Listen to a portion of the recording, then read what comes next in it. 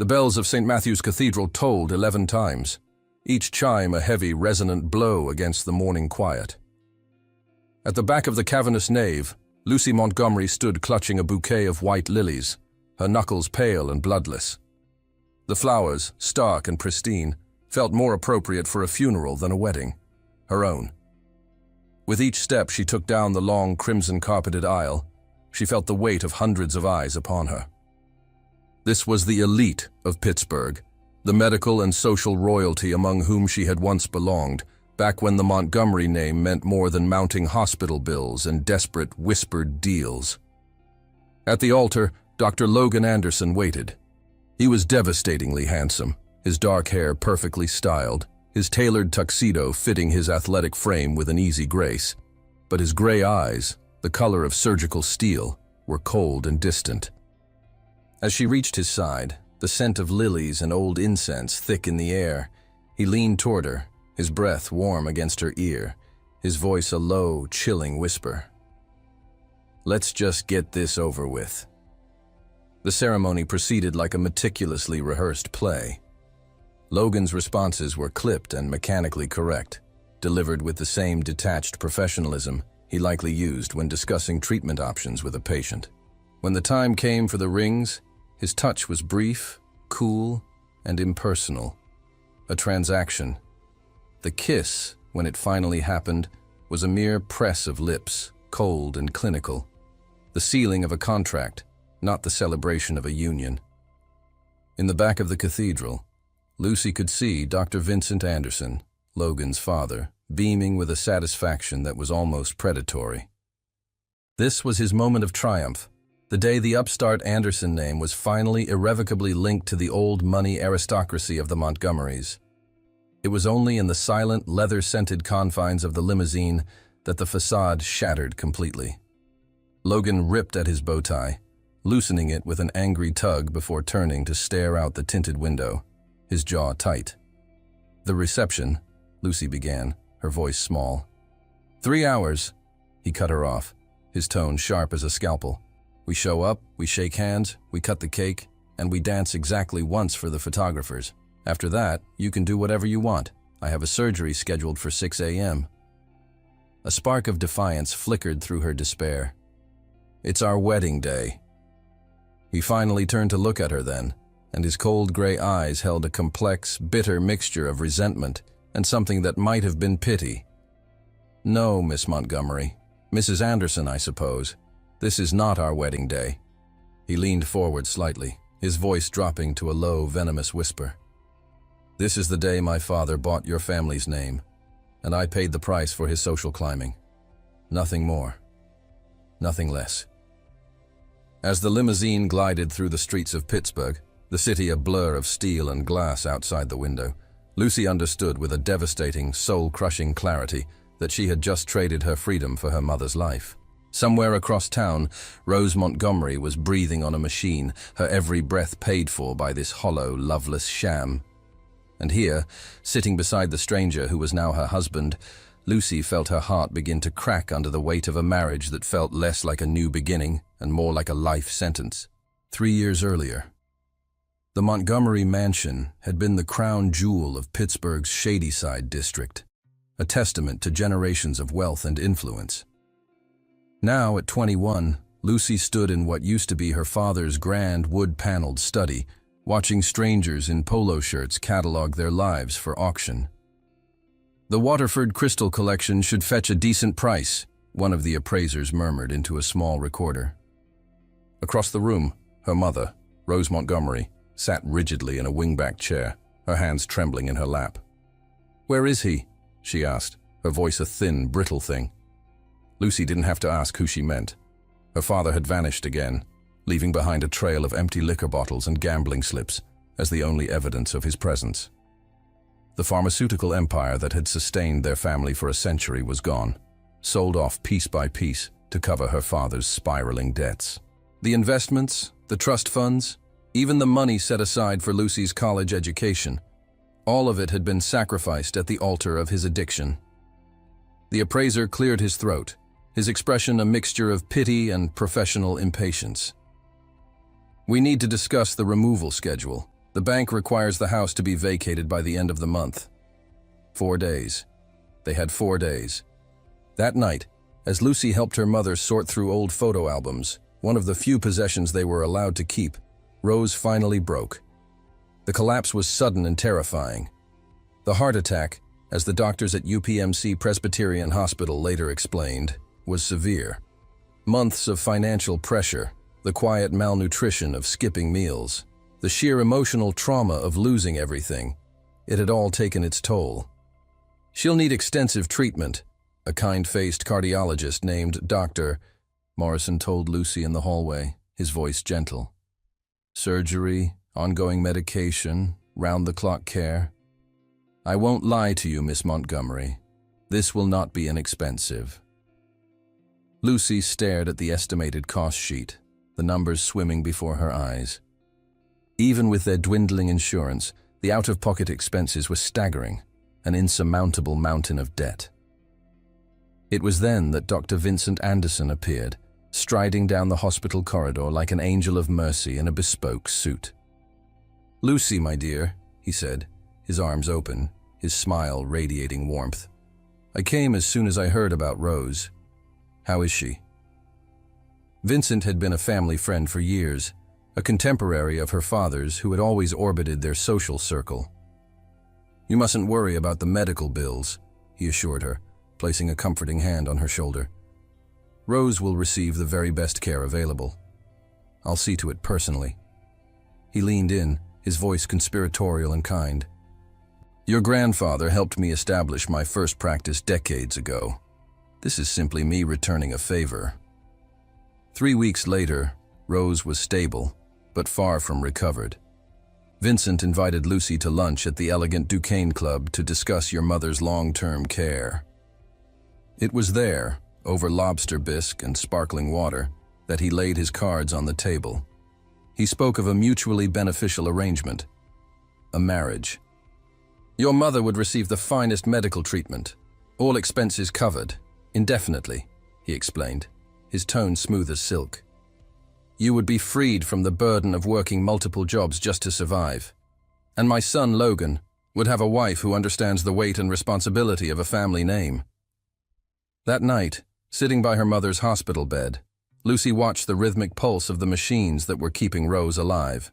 She tried to imagine another way out. Her 3 part-time jobs barely covered the rent on their tiny new apartment and groceries. The medical bills were multiplying daily.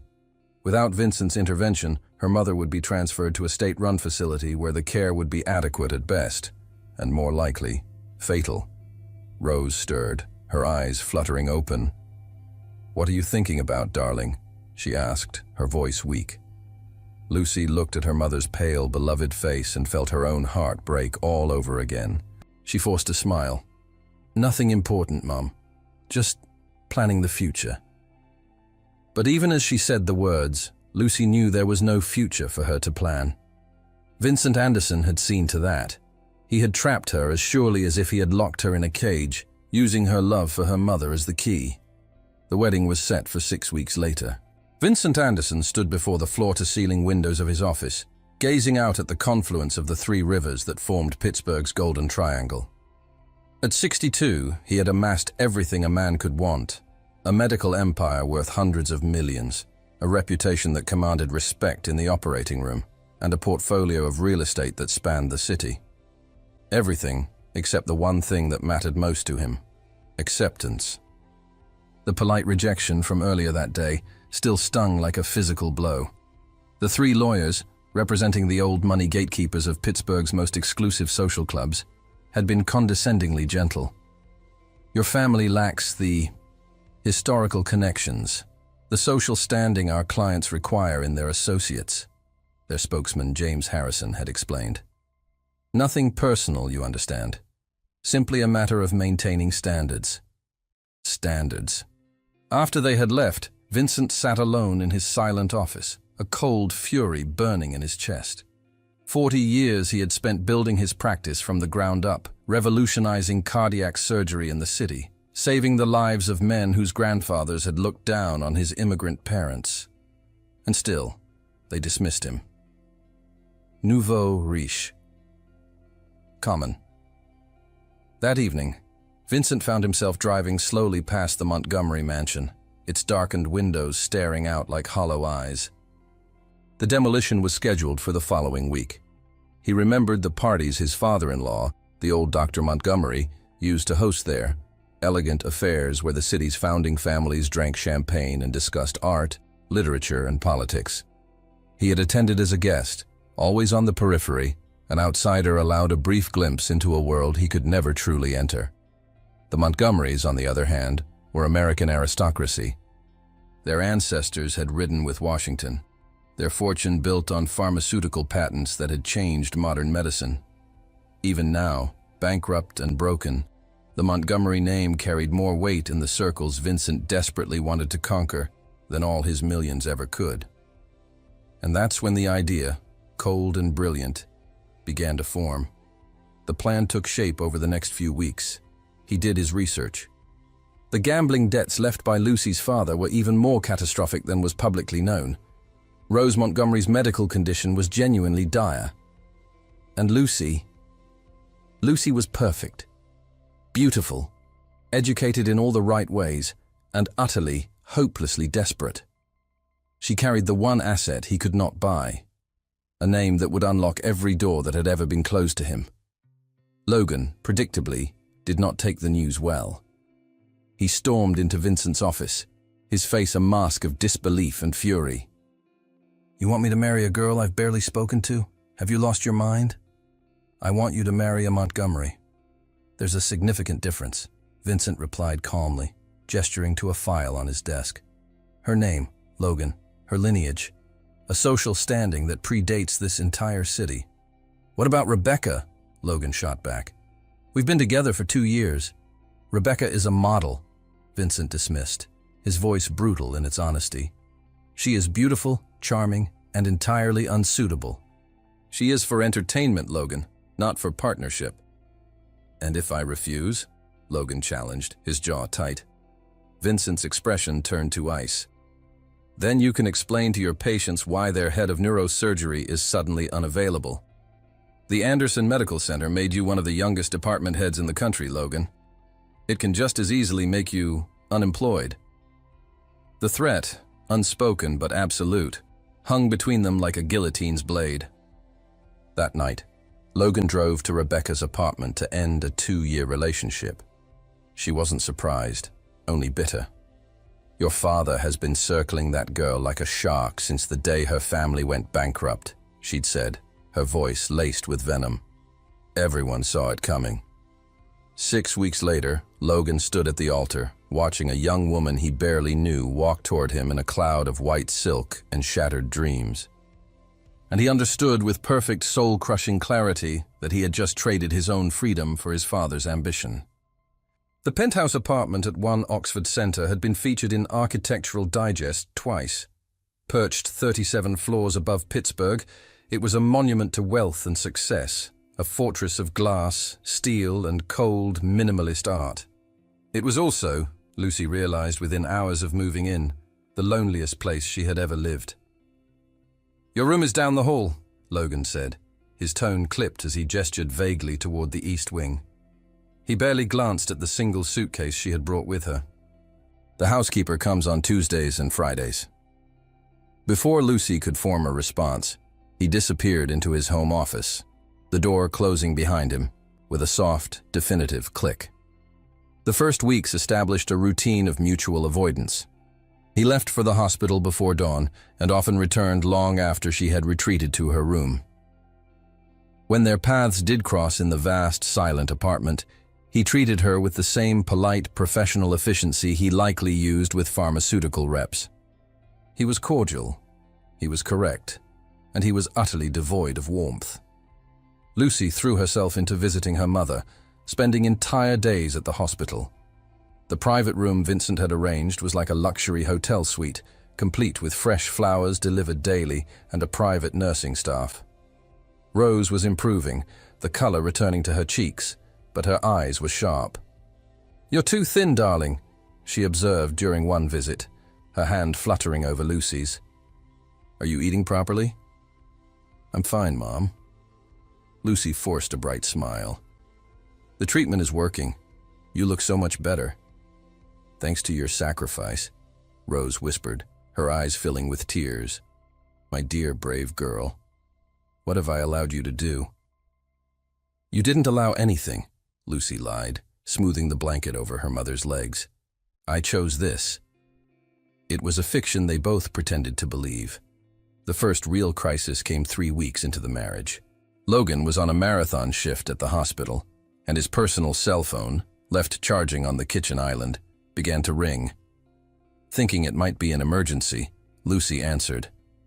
"Logan? You finally picked up. I've been trying you all day." The voice on the other end was feminine, breathless, with the kind of polished, confident tone that comes from years of being admired. "I know you said you needed space," the woman continued, "but I can't stop thinking about what we talked about us. I think I was too hasty." "I'm sorry," Lucy interrupted, her own voice quiet but firm. "This isn't Logan. This is Mrs. Anderson." The silence that followed was deafening, a crackle of static and disbelief. "Mrs. Anderson," the woman repeated slowly, the name tasting like poison. "I see.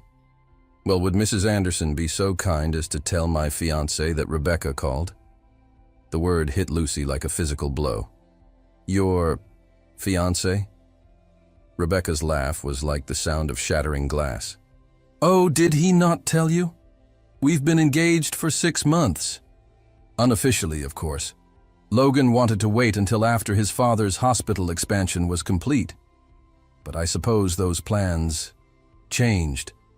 Her voice was dripping with bitter sarcasm. "Perhaps you can let him know I called." When Logan returned late that night, looking exhausted, Lucy was waiting for him in the living room.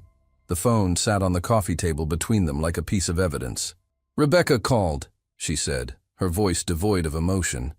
The confrontation that followed was not loud or dramatic, but cold and brutal. "You were engaged," Lucy stated, her voice flat. "You were engaged to someone else while your father was negotiating our marriage." "Ex-fiancé," Logan corrected, his voice sharp as he poured himself a whiskey. "And no, it's not relevant." "How long before?" she pressed. He tossed back half the glass in one swallow. 2 days. The admission hung in the air, a lit fuse.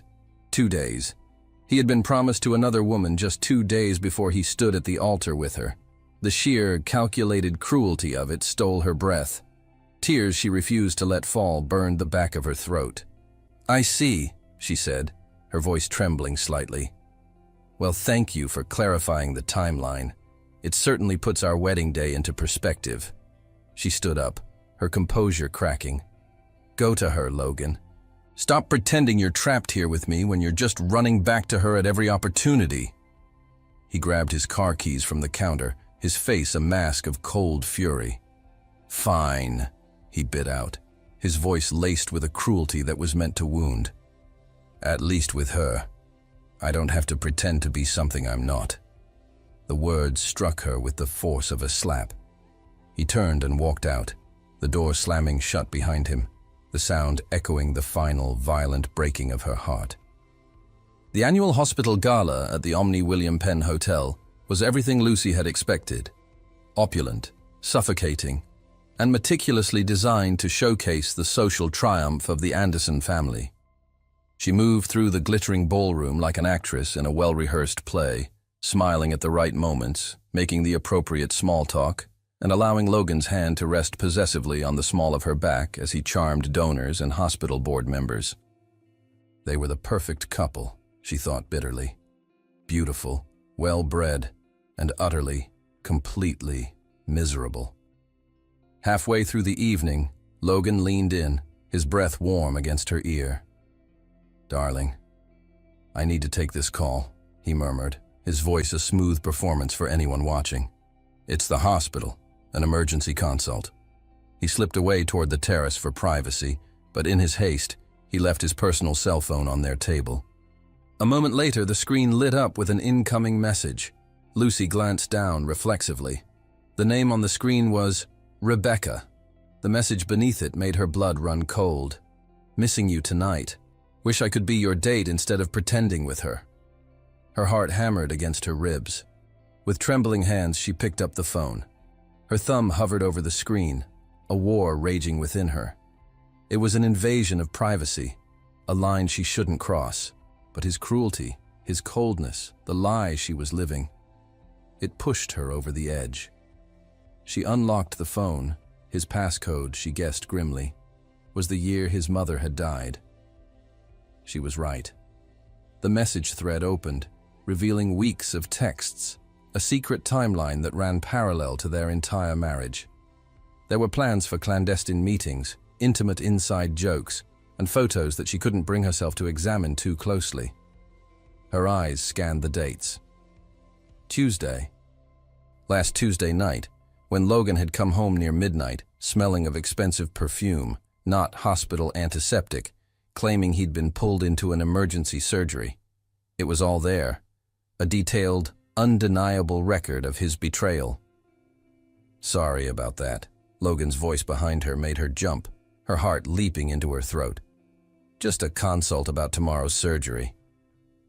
He stopped mid-sentence, his eyes locking on the phone in her hands, then on the shattered expression on her face. The color drained from his. Lucy, emergency surgery? Her voice was a deadly quiet whisper. Is that what you're calling it now? The world around them, the laughter, the clinking of champagne glasses, the swell of the string quartet, seemed to fade into a distant, muffled roar. They were trapped in a perfect, devastating bubble of silence. We should go home, Logan said, his voice low and strained, reaching for her arm. The ride back to the penthouse was a suffocating 20-minute eternity. The moment the heavy apartment door clicked shut behind them, the careful composure Lucy had maintained all evening finally broke. 3 months, she said, her voice shaking with a cold, quiet rage. We have been married for 3 months, and you have not stopped seeing her. Not for a single day. Lucy, let me explain. Explain what? She shot back, whirling to face him. Explain how you've been lying to my face every single night you come home late? How you've been sleeping with another woman while I play the part of the dutiful wife for your father's cameras? Logan loosened his tie with a sharp, agitated tug. Our marriage isn't real. You said it yourself. It's a business arrangement. An arrangement that I assumed came with a basic clause of fidelity. Did you think I wouldn't care? Did you think I was so pathetic, so grateful for your family's charity, that I would just accept being humiliated like this? You're not being humiliated. I am your wife. The words exploded out of her, raw and full of pain. Whatever the circumstances, whatever the reasons, I am legally, publicly, and socially your wife, and you are making a fool out of me. His own composure finally snapped. What did you expect from me? Love? Romance? Some fairy tale ending where we fall into each other's arms and live happily ever after? I expected basic respect. I expected you to honor the commitment you made, even if you didn't want to make it. Her voice broke, thick with months of suppressed grief. I gave up everything for this marriage, Logan. My freedom, my future, my chance at ever finding someone who might actually love me.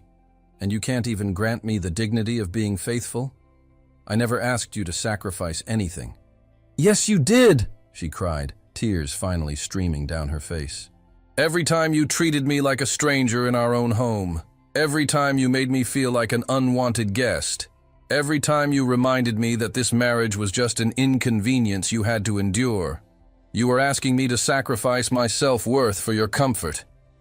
He stared at her, a look of genuine shock replacing the anger on his face. He had never seen her like this, never seen the fire and the pain behind her quiet, polite facade. Lucy! And the worst part, she whispered, her voice cracking, is that I was making excuses for you, telling myself that you were just as trapped as I was. But you weren't trapped. You had it all. The social benefits of a marriage to me, and the emotional comfort of a real relationship with her. Her grief hardened back into fury. Get out, she screamed, the sound tearing from her throat. Go to her. Go to your precious Rebecca who you actually want. Stop pretending you're stuck here with me when you've been running to her every chance you get." He stared at her for a long, silent moment, his face a mask of conflicting emotions, anger, guilt, and something that looked terrifyingly like regret. He grabbed his keys from the counter, turned, and walked out. The apartment door slammed behind him with a force that rattled the windows, leaving Lucy alone with the echoing silence and the terrible, soul-crushing knowledge that her sacrifice had all been for nothing. Outside, the sound of Logan's engine roared to life. His hands trembled on the steering wheel, Lucy's words ringing in his ears. "Coward. Liar. You had it all." The truth of her accusations hit him with the force of a physical blow. He pressed his foot down on the accelerator, the powerful car surging forward, desperate to outrun the man he had become. The city lights blurred into streaks of red and gold. The speedometer climbed, 60, 80, 100 miles per hour. He barely saw the red light at Fifth Avenue. He barely saw the semi-truck already halfway through the intersection. The world exploded in a symphony of screaming metal and shattering glass. In the split second before darkness claimed him, the last coherent thought that flashed through Logan's mind was the image of Lucy's face, not angry, not accusing, but utterly, completely heartbroken. He had broken something precious, something he never realized he wanted, until it was too late. The sound of sirens grew louder, racing toward the twisted wreckage where the life of Dr. Logan Anderson had just ended, and where, if he survived, something entirely new would have to begin. 3 months after the accident, the penthouse no longer felt like Logan Anderson's silent marble fortress. The luxury still clung to every surface, but something fundamental had changed. The space held warmth now. A soft blanket was folded carelessly over the arm of the sofa. The throw pillows bore the impression of use, and the faint, clean scent of chamomile tea lingered in the air. And in the living room, where a cold, abstract painting once dominated the main wall, now stood the hospital bed that had quietly rewritten both of their lives. Lucy moved through the space with a quiet grace that was no longer just duty. It was devotion disguised as routine. In her hands, she carried a tray with a bowl of chicken soup, steam curling from its surface. She stopped beside his wheelchair, which was positioned by the floor-to-ceiling window, the afternoon sun painting his sharp features in muted gold. "Lunch," she said softly, her voice a gentle command. Logan's jaw tightened, a familiar flicker of defiance in his eyes. "I can feed myself." "I know." She pulled a small chair closer, her smile patient, almost teasing. "But humor me. Let me do it today." Their eyes met, and for the first time, he didn't fight her. A silent surrender passed between them. She lifted the spoon to his lips. He accepted it. Slowly. Her fingers brushed against his as she steadied the bowl, and for a brief, charged second, neither of them pulled away. The contact was feather-light, but it sent a current through the quiet room. "You've gotten better at this," he murmured after a few spoonfuls, his tone softer than she had ever heard it. "At taking care of you?" she asked, her voice light, trying to deflect the sudden intimacy of the moment. "No," he said, his gaze steady. "At being near me, without flinching." Lucy's smile faltered. "Well, you haven't bitten me in 2 weeks. That helps." His laugh surprised them both. It wasn't a smirk or a dry chuckle. It was a real laugh, a sound that seemed to pull something loose in her own chest. The silence that followed was heavy, but not uncomfortable. Then, unexpectedly, he spoke again, his voice low. "Do you think I was born this bitter?" Her brow furrowed. She considered the question, her spoon hovering. "No," she said finally. "I think someone, or something, taught you how to be." The spoon in her hand stilled. His eyes flickered, shadows moving through their gray depths. "My mother died when I was 8, he said, his voice rough as gravel. "Ovarian cancer. By the time they found it, it was everywhere. I spent 2 years in and out of hospitals, watching her slip away while I pretended not to be terrified." Lucy's throat tightened. She didn't move, didn't breathe, afraid of shattering the fragile, painful honesty that was pouring out of him. My father buried himself in his work. He couldn't stand the sight of weakness, of illness. So I learned how to read morphine dosages before I learned fractions. I learned how to be the man of the house when I was still just a boy. He let out a short, harsh laugh, and when she was gone, I swore I would never let anyone matter that much again. He finally looked at her, his gray eyes stripped of all their usual defenses. Rebecca was perfect for that, he admitted, his voice raw. Beautiful, shallow, safe. I never let her get close enough to hurt me. Lucy swallowed hard, her own heart aching for the little boy he had been. And me? She whispered. His gaze was intense, unwavering. You terrified me, he said, the admission a quiet explosion. From the very beginning, because you saw right through all the walls I'd built. You weren't impressed, you didn't bow, and the closer you got. His words faltered, and he let out a shaky breath. The more I wanted to let you matter. The sudden chime of the doorbell made them both jump. The moment was broken. Lucy set the tray aside and went to the door. A moment later she returned, holding a bouquet of white tulips wrapped in simple brown paper. The scent, sharp and sweet, filled the room. There's no name, she said, her voice faltering slightly as she looked at him. Logan cleared his throat, a faint flush creeping up his neck. They're from me. She looked up, her eyes wide with disbelief. You sent these? He shifted uncomfortably in his wheelchair, looking almost boyish in his awkwardness. I thought it was time I said thank you. Properly. Tucked into the flowers was a small card. His handwriting was sharp, precise, but the words were careful. For the woman who stayed when she didn't have to. Who saw me when I couldn't see myself. This is just the beginning. Logan. Lucy's breath caught. She crossed the room slowly, sat on the edge of his bed, and leaned down to press a soft, lingering kiss to his forehead. It was a gesture of comfort, of forgiveness, of something more. This meant more than you know, she whispered against his skin. Logan's smile was faint, tired, but it was the most genuine thing she had ever seen on his face. Then maybe, he said, his voice barely audible. I'm finally learning. That evening, they ended up on the sofa together, a forgotten movie flickering on the screen. The hospital bed had been pushed to the corner for the night. Lucy was telling him a story about her first waitressing job, how she'd once spilled an entire pitcher of iced tea into a city councilman's lap. She gestured with her hands as she spoke, her laughter spilling from her lips like music. Logan found himself laughing with her, and then he just stopped. He just watched her. In the soft glow of the television, she was radiant, unguarded, free, vibrantly alive. And for the first time, he didn't see her as his wife by arrangement, or the woman tethered to his broken body by duty. He saw her, just Lucy, the woman who was, quietly and irrevocably, stealing his heart. He didn't say it. He wasn't ready.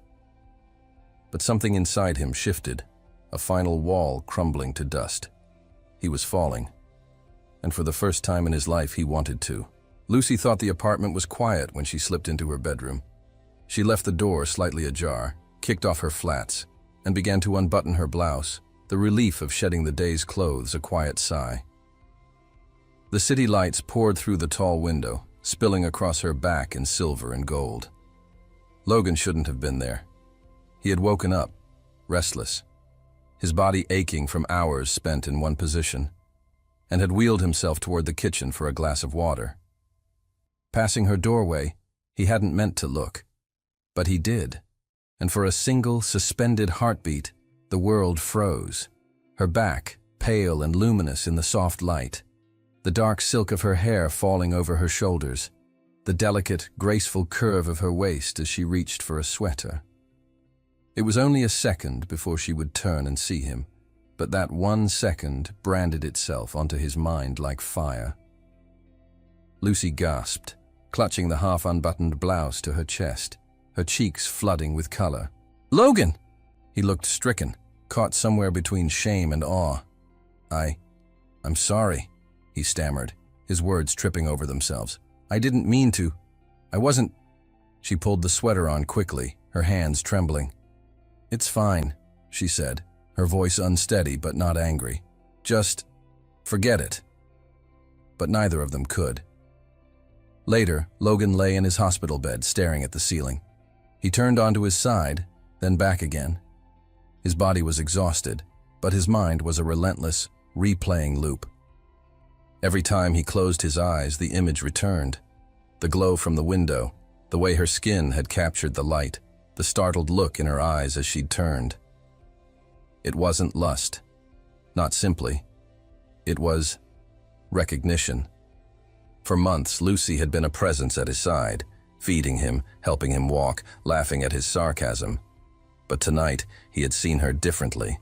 Not as the caregiver, not as the woman bound to him by an arrangement neither of them had chosen. As a woman. And for the first time in years, Logan Anderson felt a desire so sharp, so acute, it kept him wide awake. Minutes bled into an hour, then 2.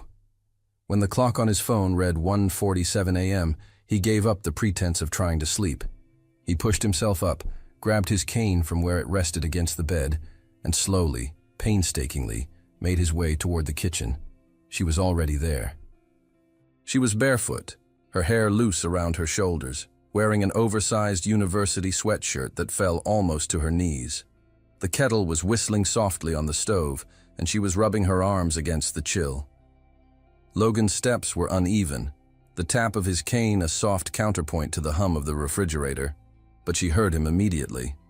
She turned, her eyes wide with surprise, her cheeks already flushed, not just from the heat of the stove. "You're awake?" she asked, her voice a soft whisper. "Couldn't sleep," he admitted, leaning lightly on his cane. His voice was rough from disuse, but there was something else in it too. A new, fragile vulnerability. "Do you mind if I join you?" She hesitated for only a fraction of a second. "Of course." They sat on the sofa with steaming mugs of tea, the city lights twinkling like a fallen constellation beyond the glass. At first, they drank in silence. The kind of silence that buzzes, heavy with words that neither dares to speak. Finally, Logan set his mug down on the floor, his hand lingering on the warm porcelain as if to steady himself. "Lucy, I need to tell you something about earlier." Her heart gave a painful leap. She clutched her own mug tighter.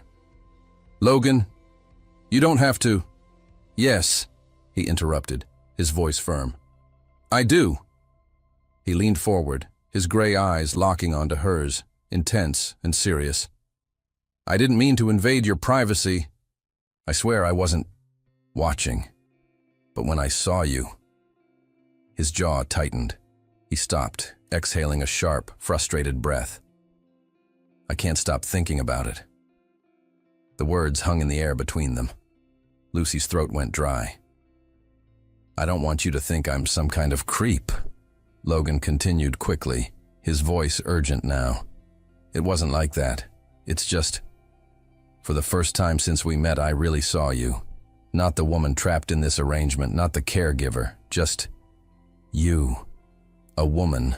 And it—" He shook his head, almost in disbelief at himself. "It did something to me I wasn't expecting." She looked down into her mug, her voice barely a whisper. "You don't have to apologize because I liked it." His head snapped up, his eyes wide. She swallowed, forcing the words out, forcing the truth. "It was the first time I felt like you were looking at me like a woman, not like someone you were stuck with." Logan's breath hitched, sharp and uneven. Slowly, as if moving through water, he reached out, his fingers tracing the delicate line of her jaw. Her skin tingled under his touch. She didn't pull away. His hand cupped her face, his thumb brushing over her lips. He leaned closer, his eyes burning into hers. "Not in my wildest dreams," he whispered, his voice hoarse. Did I imagine I would ever want you this much?" Lucy's breath faltered. Her lips parted, but no words came out. Logan's thumb slid gently across her lower lip, lingering. Her chest rose and fell in a shallow rhythm, each inhale catching as if her body were responding to him before her mind could. Then, slowly, he leaned in. His lips brushed against hers, tentative, questioning. A near kiss that trembled with months of unspoken tension. It lingered there, a breath away from becoming real. When he started to pull back, she closed the distance herself, her lips pressing against his in a sudden, breathless urgency. The kiss deepened instantly. There was no hesitation this time. Her hands slid up to his shoulders, her fingers tangling in the soft fabric of his shirt. His arm wrapped firmly around her waist, pulling her flush against him. Months of silence and restraint and resentment shattered in that one explosive moment. The tea grew cold on the table, forgotten. The city outside continued to glitter. But for Logan and Lucy, time had narrowed to this. The taste of each other, the heat of skin against skin, the dizzying, terrifying realization that they had finally, irrevocably, crossed a line from which neither of them wanted to return. The kiss deepened until neither of them could remember who had moved first. It was a desperate, hungry thing, fueled by months of unspoken longing and quiet observation. Lucy clung to him, her fingers twisting in the fabric of his shirt as if she were afraid he might vanish if she let go. Logan's hand, which had been hesitant at first, slid confidently to the small of her back, molding her against him, closing any remaining distance. They had orbited each other in a cold, silent universe for so long, bound by duty and resentment. Now, the dam had broken. When their lips finally parted, they were both breathing heavily, their foreheads pressed together in the dim light of the living room. "Lucy," Logan whispered, his voice rough, almost a plea. He was trembling slightly. "If I keep going, I'm not going to be able to stop." Her chest rose and fell in a sharp, unsteady rhythm, her pulse racing so fast she could barely hear her own thoughts. She lifted her gaze to his. In his eyes, she saw not the arrogant, cold doctor, but a man laid bare, his desire and his fear warring on his face. "Then don't stop," she breathed. It was all the permission he needed. He kissed her again, but this time it was different. Slower, deeper. He savored her, tasting her as if he were a starving man who had just been offered a feast. When he gently guided her toward his bedroom, the room that had been his solitary fortress, she followed without hesitation, her hand locked in his. There was no rush. Logan's movements were careful, almost reverent, as if he were afraid she might shatter. He traced the line of her jaw with his fingertips, brushed stray strands of hair from her face, and kissed her as if she were a rare and precious discovery. He unwrapped her from her oversized sweatshirt with a tenderness that made her ache. And Lucy felt alive in a way she never had before. She had been loved once, a long time ago, but that felt like a pale, childish imitation of this. Her life had been consumed by responsibility, by grief, by the duty of being a daughter. She had never known what it was to be truly wanted, to be looked at as if she were the only thing in the world that mattered. That night, in Logan's arms, she finally understood. The morning arrived quietly, the first pale light of dawn creeping through the blinds. Lucy stirred, a soft sigh escaping her lips. For a blissful, disoriented moment, she didn't know where she was. Then she felt it. The solid weight of Logan's arm draped protectively over her waist, the steady, rhythmic rise and fall of his breathing against her hair, the radiating warmth of his chest at her back. Her eyes flew open. It really happened. She turned slowly, carefully in his arms, and found him already awake, watching her. The look in his eyes was soft, unguarded, and full of a quiet wonder. His hand came up, his thumb brushing gently over her cheek with a tenderness that stole her breath. "Was that real?" she whispered, her voice cracking, betraying the storm of emotions inside her. "Did I really just sleep with Logan Anderson?" A faint, almost incredulous smile touched his lips. "You did," he confirmed, his voice a low rumble. "And it was the most real thing I've ever known." She let out a soft, nervous, almost giddy laugh. "Rebecca would never believe you." His eyes darkened, but not with anger, with a fierce, unwavering devotion. "Forget Rebecca, forget the past." He shifted closer, his gaze intense. "Lucy, last night, that wasn't just about passion. For me, with you, it was love." Her heart stumbled. She searched his face, half afraid this was a dream, that he was playing a part, that this was another performance. But there was no armor left in his expression, no arrogance, no cruelty. Just Logan, open, vulnerable, and completely, terrifyingly hers. "Love?" she repeated, the word a breathless puff of air. "Love," he confirmed, his voice thick with conviction. "For the first time in my life, I don't feel empty. You filled every part of me I didn't even know was hollow." Her laugh bubbled up again, soft and disbelieving, but her eyes shone with tears. "Are you serious?" "Completely," he whispered, leaning in to kiss her nose, then her lips, then the corner of her smile. That morning marked the shift from which they would never return. The couple who had once passed each other like ghosts in the cold hallways of a luxury apartment were suddenly, irrevocably, intertwined. They shared meals, their knees brushing under the table. They teased each other in the kitchen. Their hands found each other instinctively whenever they crossed paths. It wasn't perfect. It wasn't polished. But for the first time it was real. And Lucy Montgomery, who had once known only duty and sacrifice, woke up each morning knowing what it felt like to be loved, not for appearances, not for obligation, but for herself. And Logan Anderson, who had built walls so high no one had ever dared to climb them, had finally let someone in. 3 months later. The sun had barely begun to cast its first golden rays over the city when Logan awoke. He reached across the bed instinctively, his hand searching for the familiar warmth of Lucy beside him, but found only cool, empty sheets. Frowning, he sat up, the quiet of the apartment suddenly feeling wrong. That's when he heard it, the faint, unmistakable sound of retching coming from the master bathroom. His chest tightened with a sudden, sharp concern. In seconds, he was out of bed, his cane forgotten as he made his way across the room, his limp more pronounced in his haste. He found her kneeling by the toilet, her face pale, her oversized sweatshirt hanging loosely from her frame. She was rinsing her mouth at the sink when she saw his reflection in the mirror. "Logan," she said, forcing a weak smile. "Did I wake you?" "Are you okay?" he asked, his voice laced with worry as he came to stand behind her, his hands resting gently on her shoulders.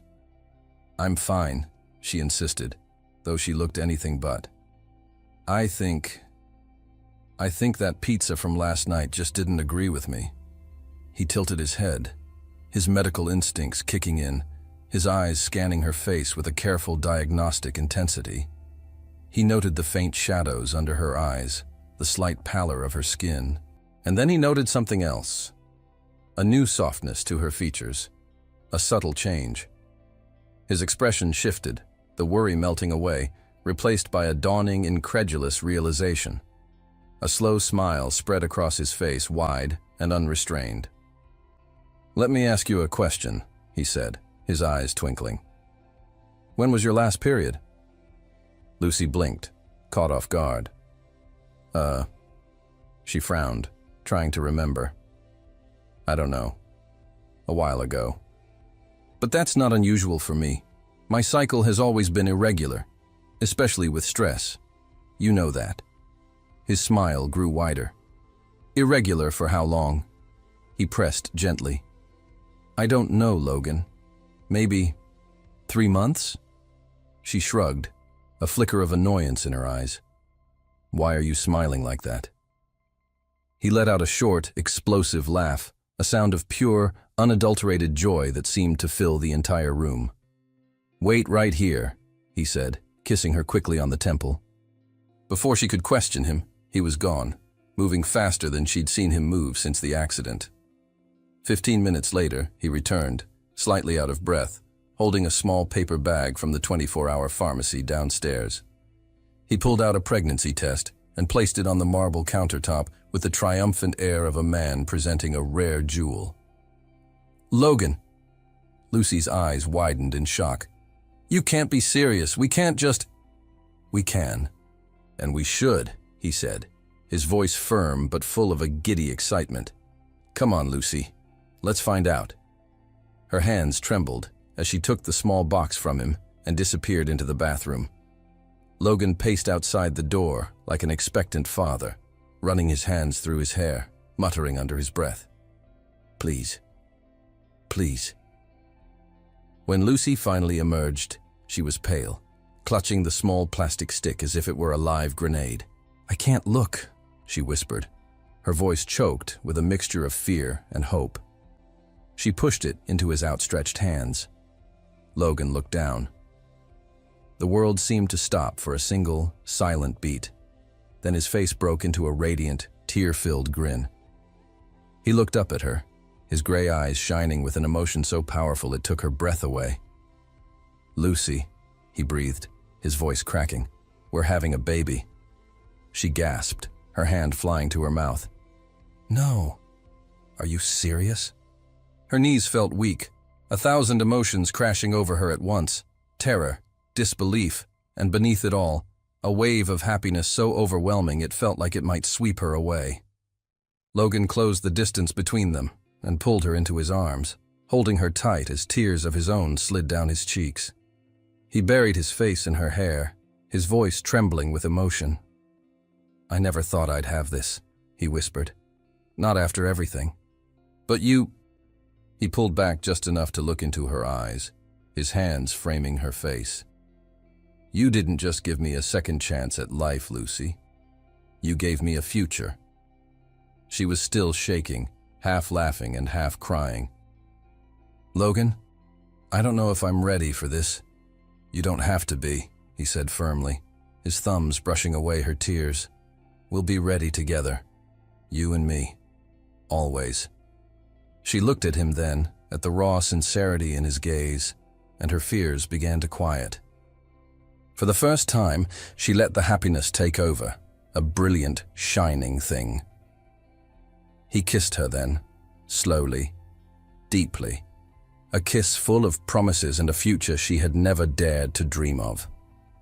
And as they held each other in the early morning light, clutching the tiny plastic stick between them, they both understood the truth. Their story wasn't over. It was just beginning. The obstetrician's office was cool and quiet. Lucy lay on the examination table, her hand held tightly in Logan's, their eyes fixed on the grainy black and white image on the ultrasound screen. The technician moved the wand over the cold gel on her abdomen, and then, there it was, a tiny, flickering pulse of light in the center of the dark screen. "That's your baby's heartbeat," the technician said, her voice warm. Logan let out a shaky, shuddering breath beside her. Tears, hot and unrestrained, streamed down his face. Lucy turned her head to look at him, at the man she had once known as cold and distant, now completely undone by love. He looked at her, his gray eyes shining with an emotion so profound it made her own heart ache. "Our baby," he whispered, bringing her fingers to his lips and kissing them. In the weeks that followed, Logan transformed. The detached, work-obsessed surgeon was replaced by an almost obsessively doting husband. He insisted on accompanying her to every appointment, devoured every pregnancy book he could find, and began planning the nursery with a meticulous dedication that made Lucy laugh. She teased him about his intensity, but secretly, she cherished every moment of it. One afternoon, as she was resting on the sofa, her phone rang. An unfamiliar number. She answered cautiously. "Lucy, my dear." The voice was instantly recognizable. It was Vincent Anderson. "I need to speak with you and Logan. It's important." There was something different in his tone. Softer, more subdued, almost vulnerable. When Vincent arrived at the penthouse later that day, he looked as though he had aged 10 years in just a few months. The sharp, predatory confidence was gone, replaced by a weary sadness. He sat down heavily on the sofa, his gaze moving between them with an expression Lucy had never seen on his face before: regret. "I came to apologize," he began, his voice hoarse, "for everything. For manipulating you both into this marriage. For using your mother's illness as leverage. For destroying Logan's relationship with Rebecca to serve my own ambition." Logan stiffened beside her, his body going rigid with years of ingrained resentment. But Lucy placed a calming hand on his arm, squeezing gently. "I have spent my entire life trying to buy something that money can't buy," Vincent continued, his voice thick with self-loathing. "Respect, acceptance, belonging. And in the process, I almost destroyed my only son." He looked at Logan then, tears shining in his own eyes. "You deserved better from me. You both did." Lucy watched Logan struggle with himself, decades of anger warring with this single, raw moment of honesty. Finally, Logan spoke, his voice rough with contained emotion. "Why now?" "Because I've seen the way you look at each other," Vincent said, his gaze shifting to Lucy and her gently swelling abdomen. "I've seen the love you've built in spite of me, not because of me. And I realized—" He paused, clearing his throat. "I realized I was about to lose the chance to know my grandchild because of my own foolish pride." The silence that followed was heavy, thick with the weight of unspoken history. Then Lucy, surprising even herself, spoke. "Dr. Anderson." "Vincent," she said, her voice quiet but firm. "What you did was wrong. It was manipulative. It was cruel." She took a breath, feeling Logan's eyes on her.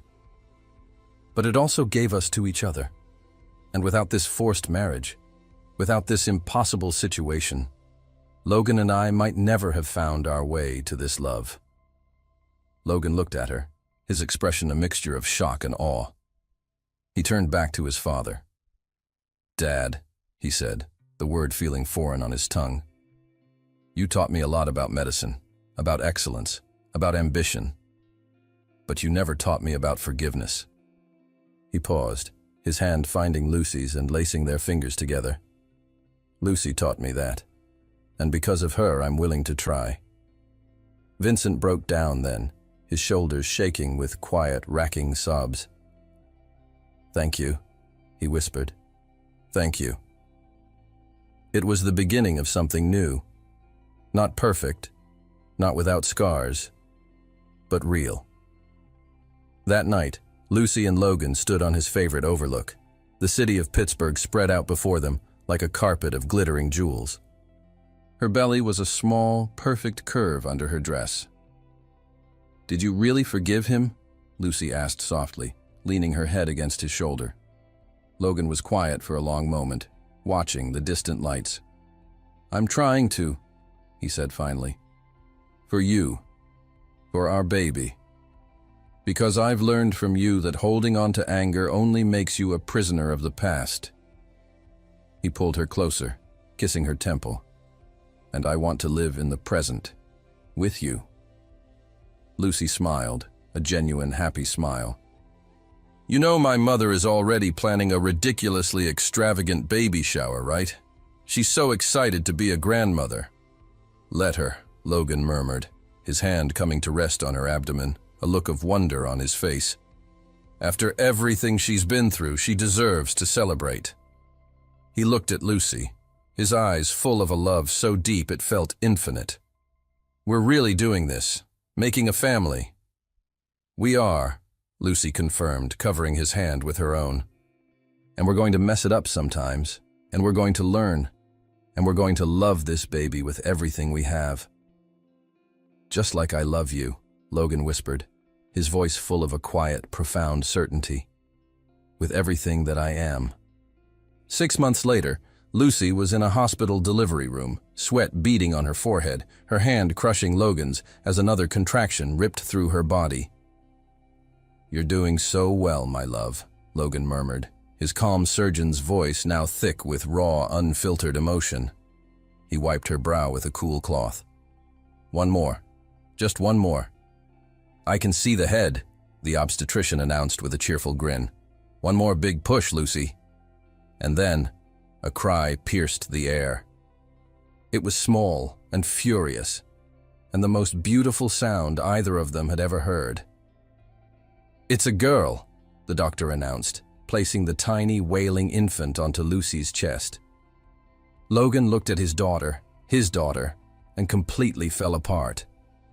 Tears streamed down his face as he reached out a trembling hand to trace her tiny nose, her perfect miniature fingers, the dark fuzz of hair that was just like Lucy's. She's perfect, he whispered, his voice breaking. He looked at Lucy, his heart overflowing. You're perfect. Lucy laughed through her own tears of joy and exhaustion. We made her, Logan. We actually made her. Eleanor, Logan said suddenly, his gaze fixed on the tiny baby nestled against Lucy's skin. He looked at Lucy, his eyes pleading. Can we name her Eleanor? A fresh wave of tears spilled down Lucy's cheeks. His mother. He wanted to name their daughter after the mother he had lost so long ago. She squeezed his hand, her heart so full she thought it might burst. Eleanor Rose Anderson, she whispered. It's perfect. In the weeks that followed, their pristine penthouse transformed. The sterile, minimalist space was now filled with the chaotic, beautiful clutter of a new baby. Piles of diapers, soft blankets draped over every surface, and the sound of Eleanor's soft cries at 3 in the morning. Logan, the brilliant surgeon who once operated with cold, detached precision, now stumbled through the darkened apartment in the middle of the night, singing off-key lullabies and mastering the art of the perfect swaddle. Rose was a constant, joyful presence, helping with the baby, preparing meals. Her face radiant with a happiness Lucy hadn't seen in years. I never thought I would see this day, she confessed to Lucy one afternoon, her voice thick with emotion as she held her sleeping granddaughter. After the heart attack, after losing everything, I thought my life was over. It wasn't over, Mom, Lucy said softly, watching them. It just changed. We started over. And they had. Their life wasn't the one either of them had planned, but it was real. It was a life built not on a foundation of wealth and social standing, but on something far stronger. Forgiveness, resilience, and a love that had been forged in the most impossible of circumstances. One evening, Logan came home from a long day at the hospital to find Lucy asleep on the sofa. Eleanor, sleeping peacefully in a bassinet beside her. He stood there for a long moment, just watching them, the two loves of his life. He thought back to the cold, angry man he had been, the man who had stood at an altar and whispered, "Let's just get this over with." He had thought that day was an ending. He had been so wrong. It was just the beginning.